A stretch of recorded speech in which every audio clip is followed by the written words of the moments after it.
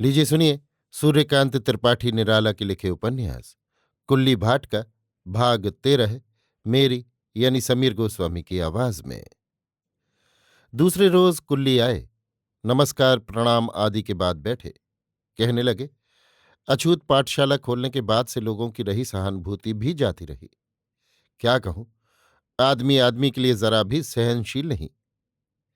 वो अपने लिए सब कुछ चाहता है, पर दूसरे को जरा भी स्वतंत्रता नहीं देना चाहता। इसीलिए हिंदुस्तान की ये दशा है। मैं समझ गया हूं। मैंने कहा, कुछ सरकारी अफसरों से मेरी मुलाकात हुई थी। वे आपसे नाराज हैं, इसलिए कि आप ये सब करते हैं। शायद आपसे उन्हें इज्जत नहीं मिलती। वे नौकर होकर सरकार हैं, ये सोचते हैं। आप उन्हें याद दिला देते हैं वे नौकर हैं, उन्हें रोटियां आपसे मिलती हैं। कुल्ली हंसे। कहा, और भी बातें हैं। भीतरी रहस्य का मैं जानकार हूं, क्योंकि यहीं का रहने वाला हूं। भंडा फोड़ देता हूं, इसलिए सब चौके रहते हैं। वो मैम है, सरकार की तरफ से नौकर है, लेकिन बच्चा हो आने जाती है तो रुपया लेती है, और एक की जगह 10-10। मैंने एक धोबिन को कहा, बुलाए और रुपया न दे, ज्यादा बातचीत करे तो देखा जाएगा। धोबिन ने ऐसा ही किया। मैम साहब नाराज हो गई। यही हाल मवेशी डॉक्टर का है। मुसलमान इसीलिए नाराज हैं कि मुसलमानिन ले आया हूं। अरे भाई, तुम ही गाते हो, दिल ही तो है न संगो खिश्त, दर्द से भर ना आए क्यों। फिर नाराज क्यों होते हो? क्या ये भी कहीं लिखा है कि दिल सिर्फ मुसलमान के होता है, और हिंदू हिंदू है बुजदिल? खासतौर से ब्राह्मण, ठाकुर, बनिया बेचारा क्या करे? इस कोठे का धान उस कोठे करे, उसे फुर्सत नहीं। उसके लिए ये सब समझ से बाहर की बातें हैं, क्योंकि रुपए पैसे की नहीं। आखिर क्या करूं? आदमी हूं, आदमियों में ही रहना चाहता हूं। मैंने कहा, आपकी गंगा जिस तरह पवित्र करती हुई बह रही है, लोगों की समझ में वो तरह नहीं आती, इसलिए कि वे जड़वादी हैं। वे जड़ गंगा का महत्व मानते हैं। अछूत ही इसमें ठीक ठीक पवित्र होंगे। पर कुछ दान लिया कीजिए, नहीं तो गुजर कैसे होगी? कुल्ली हंसे। बोले, बहुत गरीब हैं। फिर मैं पहले जमींदार था, लोग अब भी नंबरदार कहकर पुकारते हैं। आप जानते ही हैं, उनसे कुछ ले नहीं सकता। सिर्फ बत्ती का तेल लेता हूं। रात को ही लड़कों की पढ़ाई अच्छी होती है, क्योंकि बड़े लड़के रात को ही अपने कामकाज से फुर्सत पाकर आते हैं। मैंने कहा, भाभी साहिबा को सुना आपने पूर्ण रूप से शुद्ध किया है? हाँ, कुल्ली ने मुस्कुराकर कहा। अयोध्या जी ले गया था, वहां गुरु मंत्र दिलाया। लेकिन हिंदू बड़े नालायक हैं, इस हद तक मुझे उम्मीद न थी। कहते हैं, बिल्ली को तुलसी की माला पहना कर लाया है। कहकर कुल्ली खुद हंसे। फिर कहा, यहां महेश गिरी के मठ से कुछ रुपए माहवार मिलने की उम्मीद है। कुंवर साहब सेमरी चेयरमैन हैं यहां के ट्रस्ट के। मैंने उनसे निवेदन किया था, उन्होंने देने का वचन दिया है। लेकिन यहाँ के जो लोग हैं वे विरोधी हैं। मैंने कहा, यहाँ कौन कौन है, आप कहिए, मैं मिलकर उनसे कहूं। उदास होकर कुल्ली ने कहा, वे लोग ना करेंगे। मैंने नाम पूछा। कुल्ली ने नाम बताए। मैंने कहा, अच्छा नंबरदार, ये लोग आपसे नाराज क्यों हैं?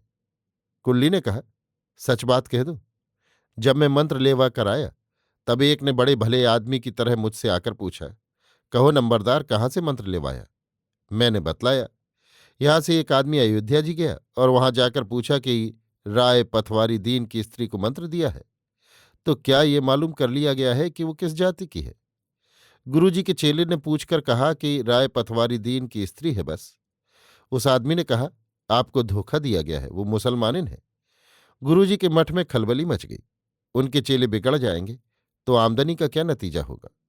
और फिर अयोध्या जी हैं, जहां राम जी की जन्मभूमि पर बाबर की बनाई मस्जिद है। हिंदू मुसलमान वाला भाव सदा जागृत रहता है। सोचकर समझकर चेले ने कहा, आप जाइए, हम उसे छल करने की शिक्षा देंगे। वो आदमी चला आया। मेरे पास चिट्ठी आई, तुमने हमसे छल किया, इसलिए कंठी माला मंत्र वापस कर दो, नहीं तो हम उल्टी कंठी बांधकर उल्टे मंत्र से उल्टी माला जप कर अपना दिया मंत्र वापस ले लेंगे। कौतूहलवर्धक बात थी। मैंने पूछा, तब तो तुम्हें कोई अधिकार नहीं? कुल्ली बोले, जब तक दम नहीं निकलता, जब तक है तब तक सबके जो अधिकार है मुझे भी है। हालांकि यंत्र मंत्र पर मुझे यों भी विश्वास नहीं, लेकिन जिन्हें है उन पर है, लिहाजा ये सब करना पड़ा। फिर तुमने भी कोई जवाब दिया? मैंने पूछा। हाँ हाँ कसकर। गुरुजी की बोलती बंद हो गई। मैंने लिखा, जब आप शुद्ध की हुई मुसलमानिन को नहीं ग्रहण कर सकते तब आप गुरु नहीं ढोंगी हैं। आपने व्यापार खोल रखा है। आप में हृदय का बल नहीं। आप एक नहीं 100 उल्टी माला जपिए। हिंदुओं ने बराबर समाज को धोखा दिया है, लेकिन ये कबीर की बहन है, इसे कोई धोखा नहीं दे सकता। इसमें श्रद्धा है। श्रद्धा न होती तो मेरे पास ना आती।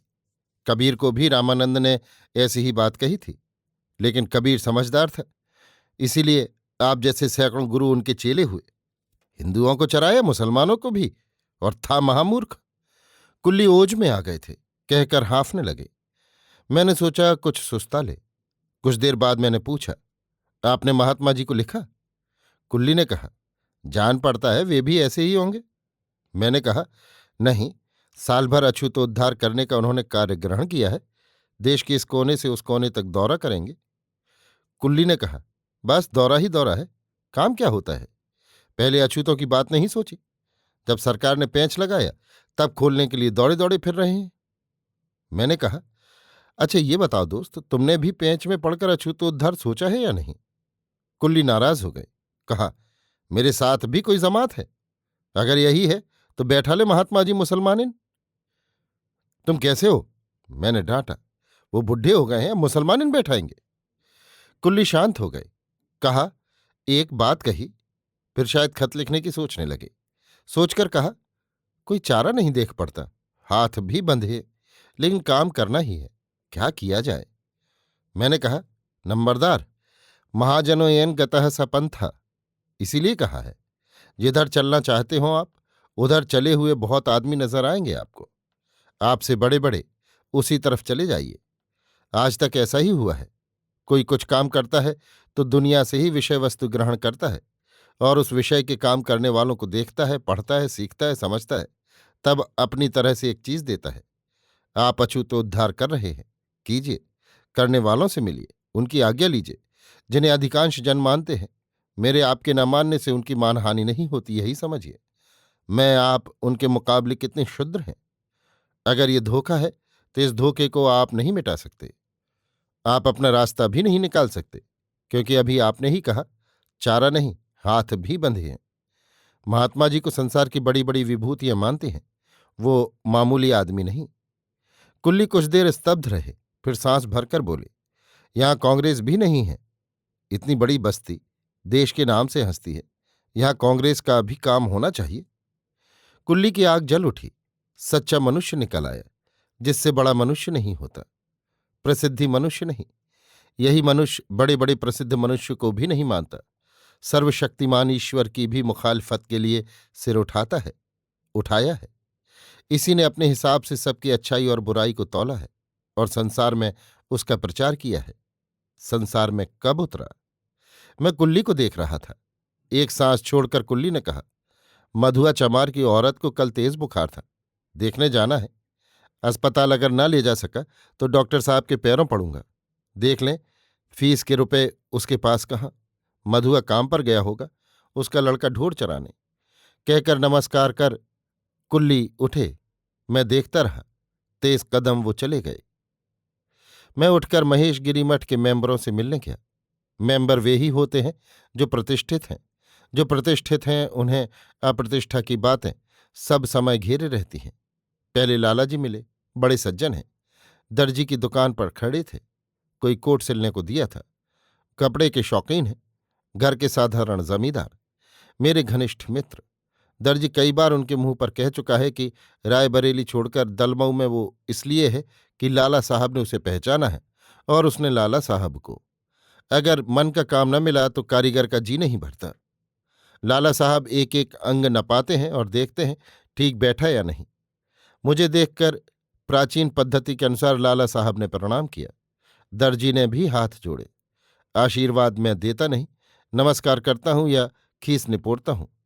एक दिन मेरे पुत्र ने लड़कपन में पूछा था, बप्पा कोई पैर लगता है तो आप असीस क्यों नहीं देते?